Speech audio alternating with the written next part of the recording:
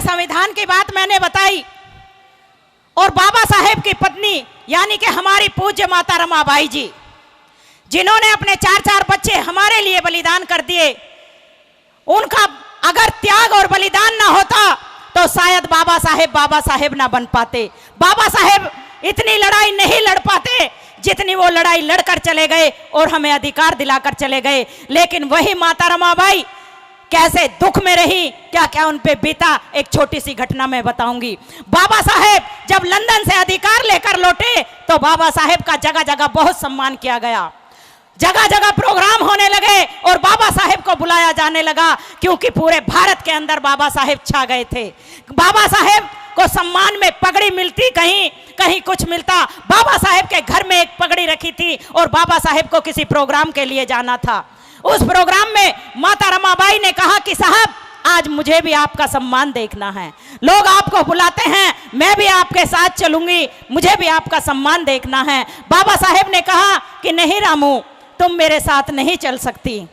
बाबा साहेब चले गए और माता रमाबाई घर पर रह गई, लेकिन उनका बहुत मन था कि वो बाबा साहेब का सम्मान देखे। माता रमाबाई के पास साड़ी नहीं थी, इसलिए माता रमाबाई ने बाबा साहेब की वो पगड़ी खोली, उसे हाथ से समेटा और उसकी सलवटें खोलने की कोशिश की। उस पगड़ी की माता रमाबाई ने साड़ी बनाई और उस साड़ी को पहनकर माता रमाबाई बाबा साहेब का सम्मान देखने के लिए पहुंची। बाबा साहेब जब भाषण दे रहे थे तो माता रमाबाई दूर छिपकर बैठी थी कि कहीं मेरे साहब को मैं दिख ना जाऊं और मेरे साहब नाराज हो जाएंगे कि मेरे मना करने के बाद भी तू आई। लेकिन बाबा साहेब की नजर माता रमाबाई पर पड़ गई थी और माता रमाबाई बाबा साहेब का भाषण सुनकर वापस हो चली थी। जो पगड़ी माता रमाबाई पहन कर आई थी, जो पहले नीचे तक आ गई थी, वो सिकुड़कर थोड़ी सी देर में फिर घुटनों तक आ गई थी, क्योंकि उसमें सलवटें बहुत ज्यादा थी। और माता रमाबाई ने बाबा साहेब के आने से पहले उस पगड़ी को ऐसे ही बनाया और वहीं पर रख दी। लेकिन बाबा साहेब ये सब देख रहे थे। बाबा साहेब ने घर आकर माता रमाबाई से कहा कि रामू, मैं तेरा गुनहगार हूं, रामू मुझे माफ कर देना, मैं तुम्हारा गुनहगार हूं।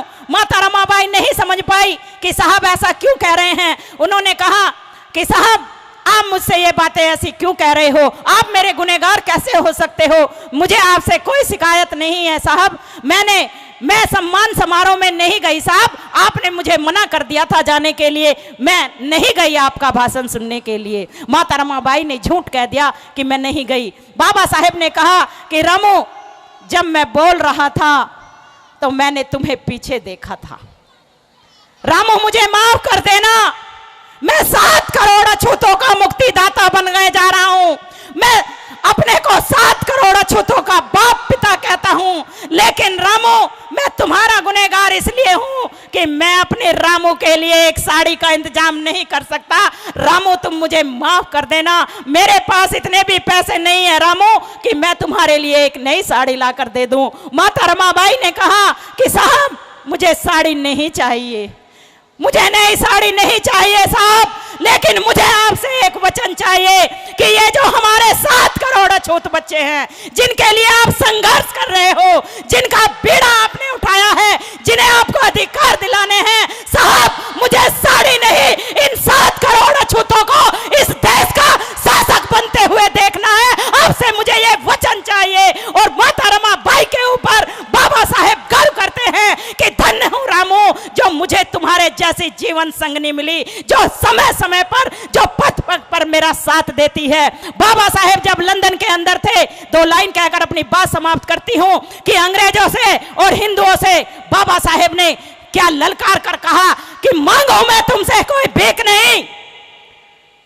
जब बाबा साहेब लंदन के अंदर गए तो वहां बाबा साहेब ने अंग्रेजों को भी लताड़ा और हिंदू नेताओं को भी लताड़ा और कहा कि मांगू मैं तुमसे कोई भीख नहीं, ना उधार मांगने आया हूं, तो फिर लंदन के अंदर क्या करने आया हूं, कुछ तो करने ही आए होंगे ना। मांगू मैं तुमसे कोई भीख नहीं, ना उधार मांगने आया हूं, इन दीनहीन मजलूमों का अधिकार मांगने आया हूं, अधिकार मांगने आया हूं। तो हमें बाबा साहेब की भांति शेर बनना है, हमें भेड़ बकरी नहीं बनना है। बाबा साहेब की बात हमेशा याद रखना कि हम इस देश के शासक हैं, हम इस देश के मूल निवासी हैं। अरे डरपोक तो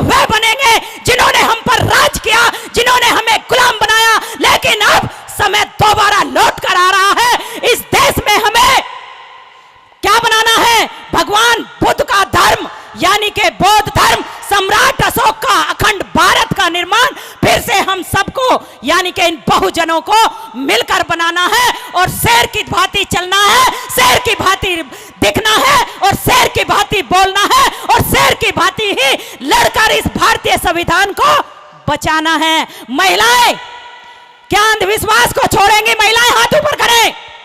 महिलाएं, कितनी महिलाएं ऐसी हैं जो बाबा साहेब की बात को मानेंगी? हाथ ऊपर करें। महिलाएं पीछे तक मानने के लिए तैयार हो तो बाबा साहेब की एक प्रतिज्ञा याद रख लेना कि मैं राम और कृष्ण को ईश्वर नहीं मानूंगा, न ही उनकी पूजा करूंगा।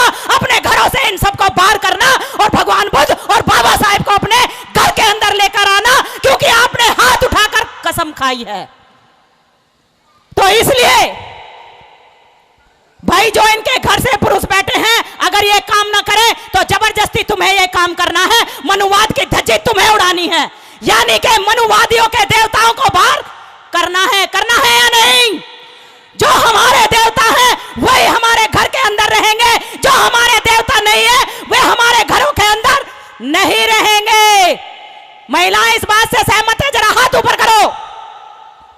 आप मेरी बात से सहमत हो तो इसके लिए धन्यवाद। मुझे मंच के ऊपर इतना टाइम मिला, मैं इस आयोजक टीम का बहुत बहुत धन्यवाद करती हूं और आपने मुझे ध्यान से सुना। मैं सभी को एक बार फिर धन्यवाद देती हूं। अगर आपने अभी तक हमारा चैनल सब्सक्राइब नहीं किया है तो सब्सक्राइब करें और घंटी का बटन बिल्कुल भी दबाना ना भूलें, ताकि सभी लेटेस्ट खबरें पहुंच सकें आप पे सबसे पहले।